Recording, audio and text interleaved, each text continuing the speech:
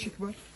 Normal koşullarda burada yaşayan vatandaşlar depremden önce 5 Şubat tarihinde buradan gelip yukarıdan kapıdan içeri giriyorlardı. Ancak deprem sırasında meydana gelen bu yanal yönde yer değiştirmeyle beraber kapı buradaki eşiğe göre yaklaşık 2 metre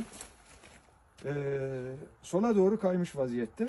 Evet. Depremden önceki orijinal pozisyonunda eşik buradaydı. Buradan insanlar çıkıp normalde evlerine giriyorlardı. Ancak deprem sırasında meydana gelen bu yer değiştirmeyle beraber oldukça net bir şekilde fay hattı eşikle evin kapısının arasından geçiyor. Daha önce gördünüz mü böyle bir şey hocam? Hayatımda ilk defa böyle bir şeyle karşılaşıyorum. Çok enteresan bir gözlem. Eyvallah hocam.